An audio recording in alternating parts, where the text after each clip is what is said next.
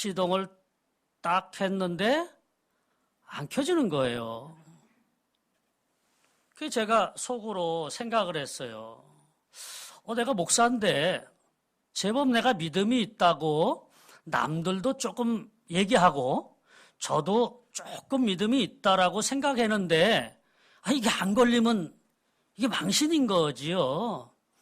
그래서 더 큰 소리로 제가 딱 제대로 이제 안수를 했어요. 좀 아까는 그냥 대충 옆에다 이렇게 붙잡고 했는데 탁 놓고 예수 이름으로 명하니 오토바이야 시동이 걸릴지어다. 아멘. 자, 시동이 걸렸을까요? 안 걸렸을까요? 걸렸어요? 걸렸다고 생각하시는 사람 손 들어보세요. 자, 손 내리세요. 이분들 믿음 좋은 분이에요? 자, 안 걸렸다고 생각하는 사람 손 들어보세요. 이분들 믿음이 안 좋은 분입니까? 안 걸렸어요. 안 걸리는데 제가 얼마나 속으로 부끄럽던지요. 아니, 이 산을 들어 저 산으로 옮기라 하면은 옮겨진다 했는데 그까지 오토바이가 대체 뭐라고 시동 하나 안 걸릴까? 저를 시험에 빠지게 하더라고요. 베트남 한적한 길에서 그 오토바이를 뻘뻘 끌면서 주유소까지 갔어요. 베트남은 일반적으로 주유소의 거리들이 좀 멀어요. 한국도 물론 그러기는 하겠지만 좀 멉니다. 중간중간에 기름 노점상들이 있어요. 이게 1리터, 2리터씩으로 이렇게 갖다 놓고 파는 분들이 계셔요. 그래서 이제 거기까지 제가 끌고 가가지고 기름을 딱 놓습니다. 그리고 자신있게 키를 꽂았고 시동을 빡 걸었어요. 그랬더니 시동이 걸렸어요? 안 걸렸어요? 걸렸어요. 기도도 안 했는데 그냥 시동이 빡 걸려버리고 말더라고요. 믿음이라는 게 뭘까? 그런 생각을 해봤어요. 계속해서 아까 찬양에서 믿음에 대한 부분들을 그렇게 찬양을 해주셔서 감사한데요. 성경에서 믿음에 대한 이야기를 나눌 때, 그리고 다른 분들의 믿음의 간증의 이야기를 나눌 때, 목사인 제가 기가 죽어버릴 때가 많아요. 기가 질려버립니다. 성경에서 나오는 믿음에 대한 기사를 읽을 때도 제가 기가 죽고요. 또 다른 목사님들의 간증이나 이런 얘기를 들을 때 기가 확 죽어버려요. 어느 날 예수님께서 제자들과 함께 바다 저편으로 건너가셔야 될 때가 있으셨지요. 주무시고 계시는데 풍랑이 일어납니다. 제자들이 놀라서 이제 호들갑을 떠는 그런 경우도 있고요. 근데 제자들이 먼저 이렇게 떠나고 예수님이 이제 나중에 오시는 이런 경우들도 있고요. 여러 가지 이야기들이 있는데 그 중에 그날은 제자들만 이제 타고 가는 거지요, 배를 타고. 근데 풍랑이 일었네요. 놀라 자빠질 뻔했는데 예수님이 물 위를 걸어 오셨어요. 베드로가 뛰어내릴까요? 그러니까 뛰어내려. 그래서 풍덩 뛰어내렸어요. 기분 좋게 뛰어내렸단 말이지요. 근데 쑥 물에 빠져 들어갔어요. 그럴 때 예수님께서 뭐라고 책망하시냐면 믿음이 작은 자여 왜 의심하느냐 그래요. 아니 대체 그 상황에서 물에 뛰어 들어갈 만한 믿음 누구에게 이걸 요구할 수 있을까?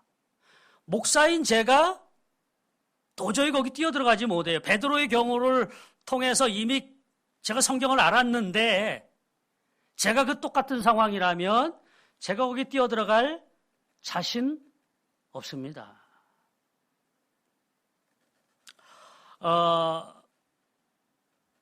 도마에게 나타나셔서 예수님이 말씀하셔요. 믿음 없는 자가 되지 말고 믿음 있는 자가 되라 그래요.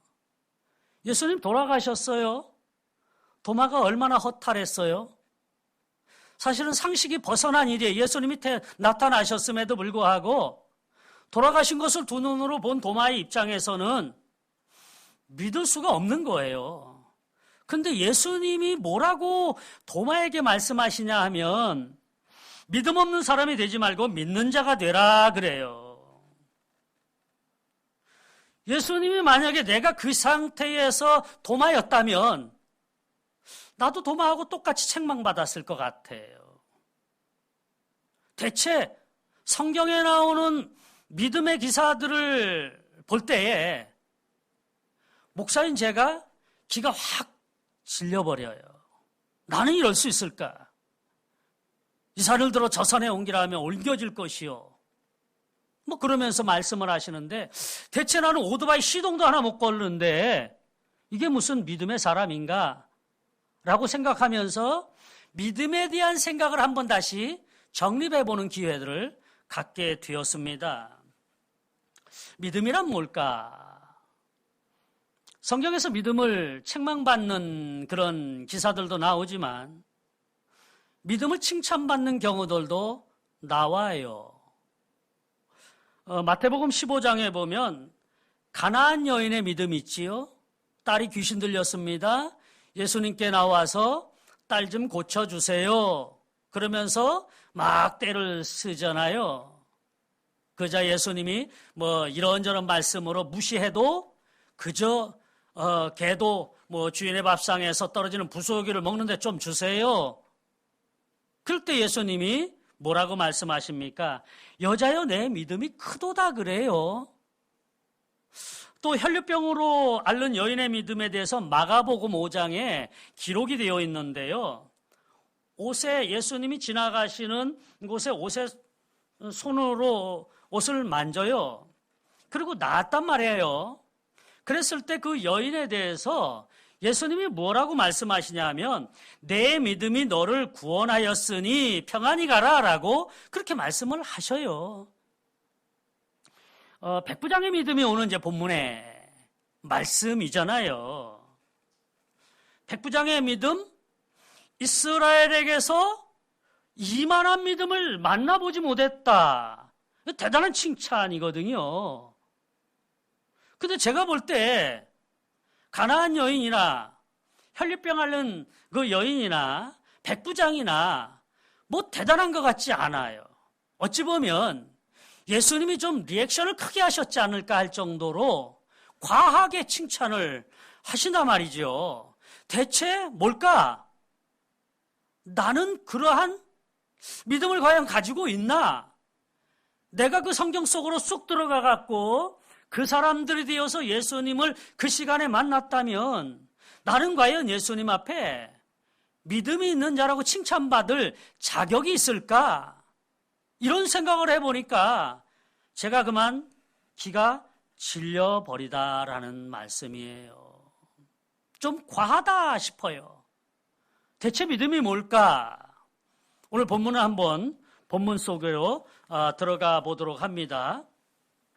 로마 백부장, 그 사람에게 종이 있었는데 그 종이 병들어서 죽게 되자 예수님의 소문을 듣고 친구들을 통해서 유대 장로들을 통해서 예수님을 좀 모셔오면 이 종이 나을 것 같다라는 그런 생각을 갖게 되었지요.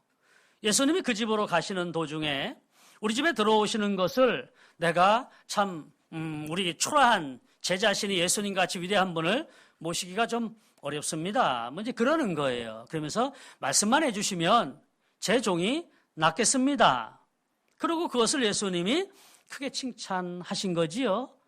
그리고 그때 보니까 종이 낫더라. 이것이 오늘 본문의 대략적인 그런 요약 내용이에요. 예수님께 칭찬받는 믿음, 오늘 제목인데요. 대체 어떤 믿음일까? 오늘 본문을 한번 살펴보면서 한번 상고해 보고 싶은 것은 먼저는 예수님을 존귀한 분으로 인정하는 것, 이것이 믿음이에요. 존귀한 분이다. 여러분, 존귀라는 것이 언제 사용됩니까? 그 사람을 존경해서 우러러볼 때에 그것을 존귀하다라고 이야기하지 않습니까? 내가 세상적으로든 아니면 어떤 부분이로든 내가 좋아하는 부분, 그래서 그분에게 뭔가를 좀 해드리고 싶은 마음이 내 속에서 막 우러러 나올 때가 있습니다. 그것이 꼭 뭐 물질뿐만 아니라 내 마음, 또 내 어떤 여러 가지 달란트 이런 것을 활용해서 그 내가 존경하는 그분에게 좀 드리고 싶은 마음, 이럴 때 존귀한 분으로 내가 인정을 하게 되는데요. 당시에 예수님을 대하는 사람들의 반응은 굉장히 아주 썰렁했습니다. 대접받지 못했어요. 종교 지도자들, 그들은 예수님을 멸시했습니다. 예수님의 가족들은 어땠습니까? 가족들에게 버림받으신 분이 예수님이에요. 그래서 예수님께서는 나사렛에서 사역하지 못하시고 가버나움으로 옮기셔서 그것을 본부로 해가지고 사역을 하시게 됩니다. 가족에게도 버림을 받습니다. 또 간고를 많이 겪었다. 힘들고 어려운 일들을 많이 겪었습니다. 그러니까 한마디로 대접받지 못한, 존중함을, 존귀함 받지를 못하는 그분이 예수님이셨어요. 그런데 백부장은 좀 달랐습니다. 6절 하반절에 보니까 주여 수고하시지 마옵소서 내 집에 들어오심을 나는 감당하지 못하겠나이다 그래요. 초청을 했어요. 그리고 예수님이 거반다 오셨다라는 얘기를 들으면서 또 사람을 보내며 이야기를 하면서 본인이 이야기를 하지요. 예수님, 내 집에 들어오시는 것 내가 감당할 수 없습니다. 예수님을 무시하자고가 아닌 거예요. 그때 당시에 이스라엘 사람들은 유대인들과 같이 식사하거나 교제하지 않았습니다. 만약에 그렇게 되면 부정하다 해서 정결의식도 해야 되고 여러 가지 지탄을 받게 되었습니다. 이 백부장이 아마 유대법들을 잘 알았던 것 같아요. 그러면서 만약 예수님께서 이방인인 우리 집에 들어오실 때에 많은 종교 지도자들로부터 질시와 여러 가지 어려움들을 겪게 되시지 않으실까 하는 염려도 그에게 있었을 겁니다. 예수님을 배려하고 존중하는 마음이 그에게 있었던 거지요. 그래서 그가 고백하는 거예요. 주여 수고하지 마옵소서 내 집에 들어오심을 감당하지 못하겠나이다. 자신과 같이 천한 것이 어찌 주님을 제대로 만날 수가 있겠습니까? 내 집에 들어오시는 거 내가 감당할 수 없습니다. 그렇게 지금 이야기하고 있는 거예요. 예수님을 존중히 여긴다는 것, 그것은 굉장히 중요한 일들입니다. 우리가 하나님을 섬기는 데 있어서 하나님을 존중히 여겨드려야 되는데 하나님을 존중히 여겨드리지 않을 때가 너무 많아요. 믿음이 있노라 하면서도 하나님을 존중히 여기지 않는 경우가 있습니다. 부산에 강모 권사님이 계셔요. 남자분입니다. 제 아는 분이신데 지금은 이제 세상 분은 아니셔요. 그분이 젊은 시절에 그냥 자기 멋대로 그렇게 살아왔던 사람, 나중에는 주님이 그를 만나주시고 예수님의 사랑이 너무나도 좋은 거예요. 그래서 그분을 어떻게 하면 나의 사랑을 그분에게 드릴까? 내가 그분을 존귀한 자로 내가 존중해드리고 싶다라는 마음이 불같이 일어납니다. 그런데 가진 것이 없어요. 배운 것도 없습니다. 달란트도 없어요. 어떻게 하면 좋을까? 그분이 택시 기사였었는데 근근히 간신히 벌어갖고 사는 그런 가난한 분이었어요. 예수님을 존귀한 분으로 인정하고 싶고 그렇게 대우해드리고 싶은 마음에 자기 마음에 결심을 합니다. 택시 운전하면서 첫 손님의 그 수입을 내가 하나님 앞에 드려야 되겠다라는 마음의 다짐을 가져요. 그리고 운전하면서 계속해서 그렇게 첫 손님의 그 수입을 하나님 앞에 올려드리면서 하나님 감사합니다. 나를 이렇게 사랑해 주시니 감사합니다. 존귀와 영광을 받으실 분 당신이십니다. 그러면서 그것을 꼬박꼬박 모아서 하나님 앞에 올려드렸단 말이에요. 그런데 어느 날 큰 문제가 생겼어요. 첫 손님이 탔는데 서울 가는 분이에요. 아니, 서울 가면은 하루 공치는 거예요. 얼마나 고민이 많았겠어요. 부산 시내에서 그냥 그거 첫 손님 거야 얼마든지 할 수 있지만 부산에서 서울, 이거 대단한 거예요. 걱정이 태산인 거예요.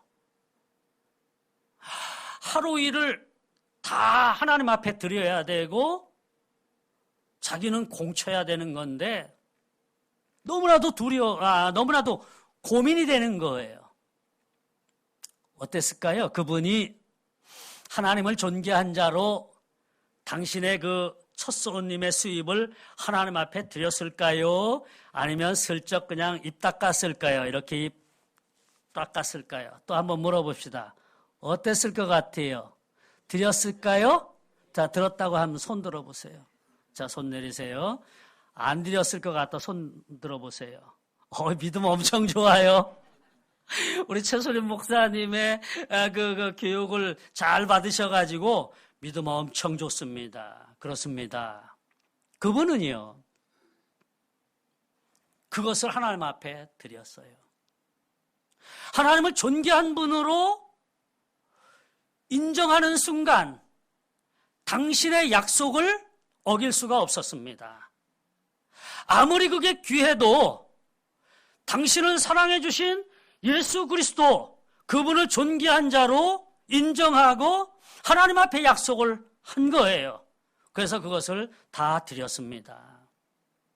그 다음 이야기는 언젠가 또 나중에 오면 또 얘기를 해드릴 수도 있겠어요. 그분이 간경화 간암으로 돌아가셨어요.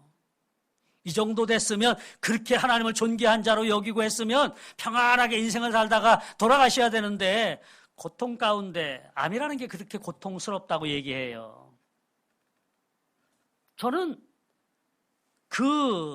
제가 아는 그 지인 강모 권사님, 그 권사님이 비록 육신적으로는 고통 가운데 마지막 순간을 가셨다 하더라도 하나님을 존귀하게 여기는 그 마음으로 인해서 하나님이 얼마나 기뻐하셨을까, 이 생각을 해보면요, 온몸에 전율이 일어요. 나는 과연 그 상황이면 그렇게 할 수 있었을까, 이런 생각을 해보면서 나의 믿음을 좀 자책해 본 적도 있어요. 그런데 하나님이 제 믿음도 좀 칭찬을 해 주시더라고요. 중학교 2학년 때 오지 선교사로 서원했습니다. 부모님이 불교셨어요. 절에 다니셨을 때 제가 중학교 때 미션스쿨에서 예수님을 영접하고 중학교 2학년 때 하나님 앞에 선교사로 서원을 했어요. 뒤늦었지만 제 그 서원을 하나님 앞에 갚았습니다.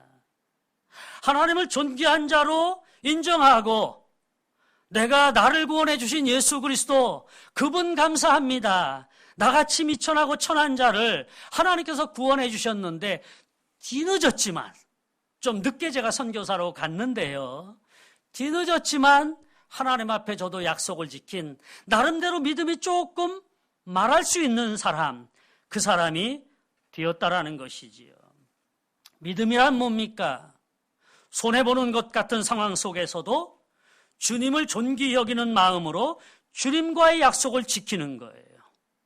저는 이 예화를 통해서 물질을 얘기했지만 단순히 물질만을 얘기하는 것 아닙니다. 나에게 주어진 사명, 달란트, 여러 가지들이 많이 있어요.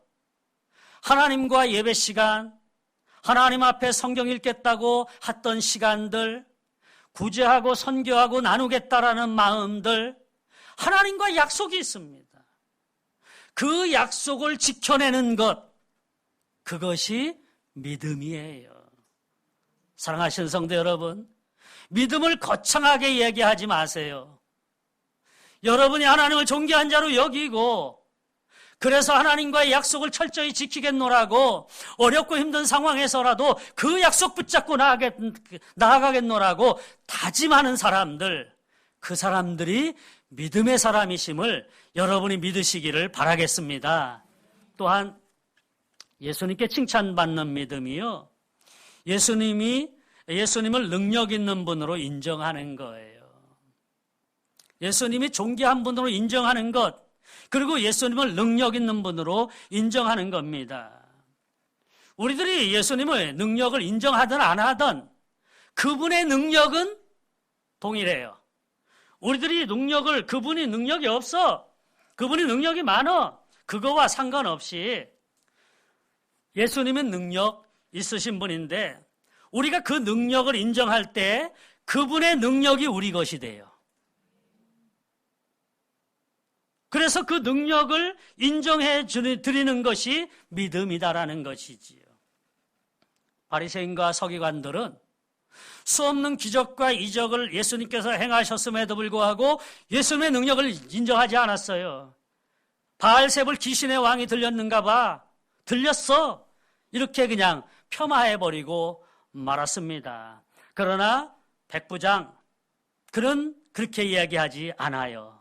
3절에 보면 예수의 소문을 듣고 유대인의 장로 몇 사람을 예수께 보내어 오셔서 그 종을 구해 주시기를 청한지라 그랬습니다. 소문으로만 들었던 예수님의 능력, 그분이 오신다면 내 종의 병을 낫게 해주실 것이라는 예수님의 능력을 믿었다라는 것이지요. 대체 그에게 어떤 지식이 있었기 때문에 그럴까요? 그가 그다지 예수님에 대한 지식은 많지는 않았을 거예요. 지식적으로 따지면 유대 장로들, 바리새인들, 서기관들 이런 사람들이잖아요. 그 사람들보다 훨씬 못했을 겁니다. 그럼에도 불구하고 백부장은 예수님의 소문을 듣고 예수님의 능력을 믿고 예수님이라면 내 종의 병을 고쳐주실 것이라 라는 그런 예수님의 능력을 믿게 되었어요. 그러면서 그가 말씀합니다. 그저 한 말씀만 하십시오. 그러면 제 종이 낫겠습니다. 사랑하시는 성도 여러분, 예수님의 능력을 여러분의 것으로 가지시기를 바랍니다. 그것이 믿음이에요. 그러면 그곳에 기적이 일어나게 되어 있습니다. 또한 예수님께 칭찬받는 믿음이라는 것은요, 한 생명을 소중히 여기는 거예요. 이게 믿음이에요. 2절에 보니까 어떤 백부장의 사랑하는 종이 병들어 죽게 되었더니 그래요. 당시의 종은요, 재산입니다. 재산 다 쓰다가 병들으면 그냥 내버려 두면 돼요. 폐기처분 끝입니다. 조금 재산적으로 손해볼 수 있겠죠. 왜냐하면 하인 없어짐으로 일꾼이 좀 없어지는 거니까. 그러나 그때 당시 종은 그런 존재예요. 이제 그냥 이 종 죽게 내버려 두면 되는 거예요. 그런데 백부장이 이 종을 위해서 재물과 시간을 허비하는 일을 하게 되는 거지요. 굳이 그렇게 안 나서도 되는 거예요. 치료하려고 백방으로 노력도 했을 것이고 여러 가지로 신경을 썼을 겁니다. 굳이 그렇게 안 해도 된다라는 거예요. 왜 그럽니까? 그 백부장이 그 종을 사랑했다라고 성경이 기록을 해주고 있습니다. 문영순 권사님이란 얘기를 들어보셨나 몰라요. 일산 한소망교회 권사님이신데 제가 몇 년 전에 그분 책을 읽었어요. 예수님께 칭찬받고 싶었어요. 이분이 한 영혼에 대한 뜨거운 사랑을 갖게 되었습니다. 그래서 전도하기 시작해요. 전도하면서 시간과 정성과 물질을 아끼지 않아요. 그렇다고 이분이 부자도 아니에요.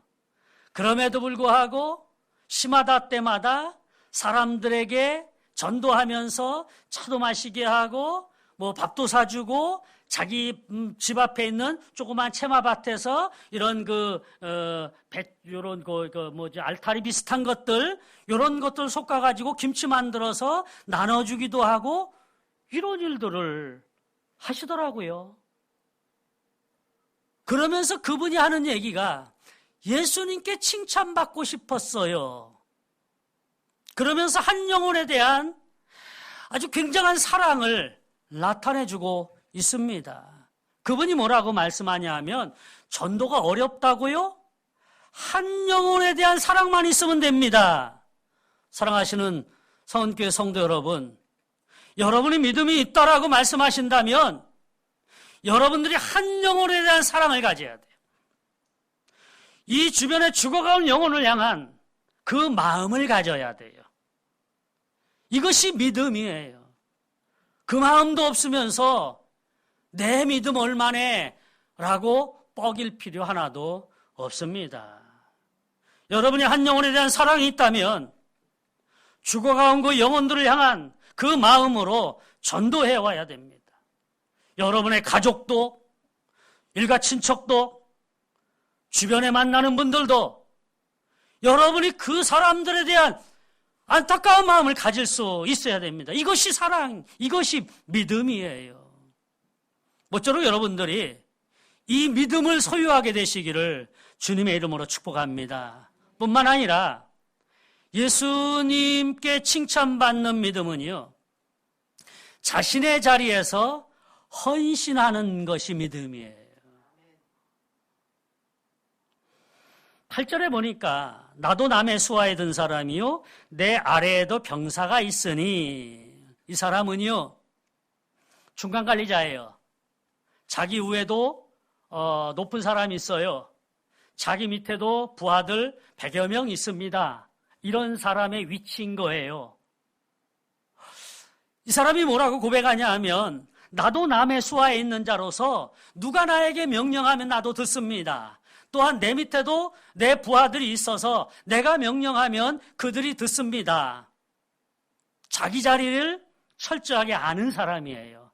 자기 위치가 뭔지를 제대로 아는 사람이고요. 그 사람은 자기의 위치에서 예루살렘 치안을 위해서 지금 존재하는 사람입니다. 그리고 그 일을 성실하게 해온 사람이에요. 물론 군인이기 때문에 명령에 살고 명령에 죽는 일들이긴 하지만 상관에게 복종하는 그런 마음의 자세들, 자기 자신의 위치에서 상관에게 복종하고 부하들에게 명령하고 이러한 자기 위치를 잘 아는 사람.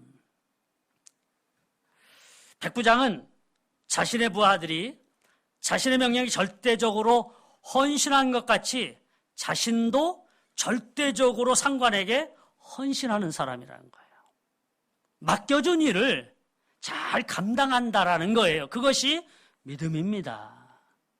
하나님께서는 교회에서는 여러분 각자에게 맡겨주신 사명들이 있을 거예요. 그 사명들을 잘 감당하는 것, 그것이 믿음입니다. 제가 중학교 때에 저희 교회에 사찰 집사님, 관리 집사님이라고 지금 얘기하는 사찰 집사님이 오셨어요. 꼬맹이 이렇게 어린아이들 남매를 데리고 오셨어요. 제가 40여 년 이상 된 스토리입니다. 그분의 이름이 성호연 집사님이셨었는데 그 부부 집사님이 꼬맹이 둘 데리고 오셔가지고 얼마나 교회를 열심히 하셨나 몰라요. 물론 지금도 교회 관리 집사님들은 참 애 많이 쓰시지만 그때 당시는 열악했기 때문에 더 수고가 많았어요. 겨울 되면 커다란 본당에 도라무통으로 해갖고 난로가 몇 개 있었어요. 저희 교회 본당에.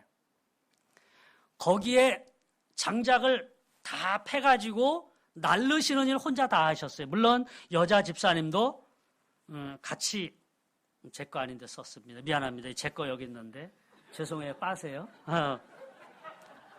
괜히 여기다 놓으셔가지고 제가 헷갈렸어요. 이렇게. 그렇게 열심히 하셔요.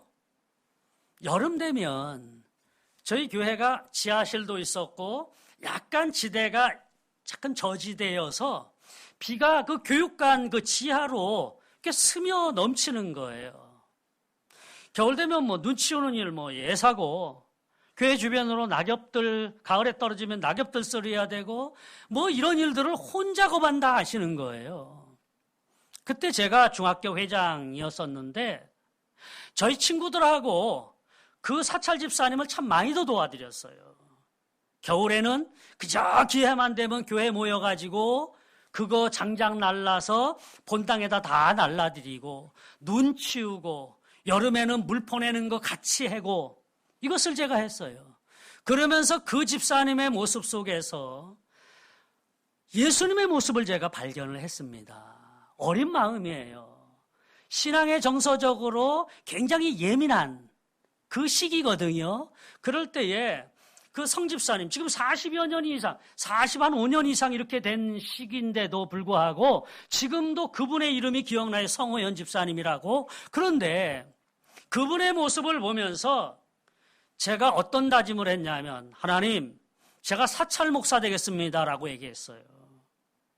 신앙의 감수성이 예민했기 때문에 그때는 그분의 모습 속에서 예수님의 모습을 발견하고 나도 저런 목회자 되겠습니다. 이미 하나님 앞에 제가 서원을 했었거든요. 그렇게 해왔는데, 그리고 오랜 세월 그 교회를 떠났어요. 제가 이제 베트남에 간지 근 한 30여 년, 그리고 그 교회를 떠나고 제가 이제 교단도 합동 측이었던데, 그 교회가 제가 합동 측을 떠나서 개혁 측에서 신학을 하고 하면서 이제 그 교회하고는 거반 연관이 없어진 모교회면서도 그리 되었는데, 2년 전에 제가 소식을 듣게 되었습니다. 그랬더니 그 집사님이 70세가 되어서 은퇴를 하셨다라는 거예요. 70세까지 그 일을 계속하면서 은퇴를 하셨대요. 그러면 애들은 어떻게 된자라고 물어봤어요. 아이들이요, 참 잘 됐더라고요. 2명의 자녀들이 잘 됐어요. 우리가 이런 말 하면 이상하지만 돈도 많이 버는 그런 직장에 들어가서 돈을 벌어요. 그 집사님 부부가 그 일을 더 이상 안 해도 될 만큼 아이들이 충분히 벌었습니다. 그럼에도 불구하고 그 집사님은 그 자리에서 은퇴를 하셨다라는 그런 얘기를 들으면서, 야, 믿음 좋다고 이렇게 저렇게 말하는 그런 사람들 많지만, 그러나 자기 자리에서 진정으로 헌신하는 사람은 찾아보기 힘든 이 시대가 되었는데, 그분은 참 멋지구나. 제가 한번 만나보고 싶어요. 저도 그분의 사랑을 많이 받거든요. 왜냐하면 제가 그렇게 많이 친구들하고 가서 그냥 막 날라드리고 일을 했으니까 저를 많이 사랑해 주신 그런 집사님인데, 지금 만나면 굉장히 반갑겠다, 그런 마음을 가져봅니다. 사찰 집사님이라는 것이 명예로운 것도 아니잖아요. 다 귀찮고 누구에게나 다 그냥 뭐 이렇게 뭐 지시받는 것 같은 그런 존재잖아요. 그럼에도 불구하고 그 오랜 세월 동안 그 일들을 감당하시는 그 집사님의 모습, 그것이 바로 믿음의 삶이 아닐까. 믿음의 삶이라는 것이 결국 벅적지근하게 화려하거나 요란하지 않아요.